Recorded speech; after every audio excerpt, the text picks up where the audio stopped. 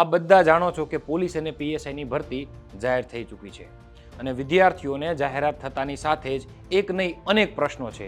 એમાંથી પહેલો પ્રશ્ન એવો છે કે શું સાહેબ ગ્રાઉન્ડના નિયમોમાં કાંઈ ફેરફાર થયા છે? તો એનો જવાબ છે ના.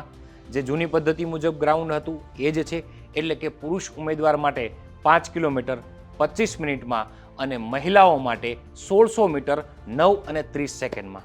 સાહેબ બીજો પ્રશ્ન એવો છે કે કઈ અરજી માન્ય ગણાશે? એકથી વધુ જો અરજી અમે કરી દીધી છે તો એ કઈ અરજી માન્ય ગણાશે? કદાચ પેલી અરજીમાં કાંઈ ભૂલ છે અથવા કોઈ બાબત રહી ગઈ છે અથવા કોઈ બાબત ખોટી ઉમેરાઈ ગઈ છે અને અમે બીજી અરજી કરીએ છીએ તો છેલ્લે કરેલી અરજી તમારી સ્વીકાર્ય રહેશે.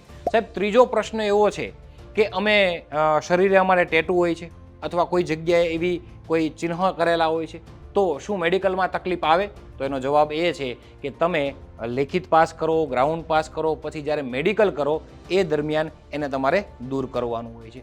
પછી સાહેબ એવું હોય છે કે છેલ્લા સેમેસ્ટરવાળા પીએસઆઈની ભરતીમાં છેલ્લા સેમેસ્ટરવાળા શું ફોર્મ ભરી શકે? તો જેનો જવાબ છે ના, એ ફોર્મ ભરી શકે નહીં. એની પછી પીએસઆઈ માટે બીજો અગત્યનો તમારો બધાનો ક્વેશ્ચન એ છે કે સાહેબ અમે ગ્રેજ્યુએટ થઈ ગયા છીએ પણ 21 વર્ષ પૂરા નથી થયા તો શું અમે ફોર્મ ભરી શકીએ? તો હા, આપ ફોર્મ ભરી શકો છો. ઘણા એવા પ્રશ્ન કોર્સ બાબતે છે કે સાહેબ હજી શું 40% વાળો ક્વોલિફાય વાળો નિયમ છે? તો કે હા, એ જ છે. એટલે કે કોન્સ્ટેબલની ભરતી માટે જે પહેલા તબક્કામાં ભાગ એમાં 30 ગણિતના, 30 રીઝનિંગના અને 20 માર્ક જે ગદ્યાર્થ ગ્રહણના છે એમાં ક્વોલિફાય થવું જરૂરી છે. તો હા, એમાં 40% માર્ક સાથે ક્વોલિફાય થવું જરૂરી છે. એ જ રીતે પીએસઆઈમાં પણ એ પહેલા તબક્કામાં ક્વોલિફાય થવું જરૂરી છે.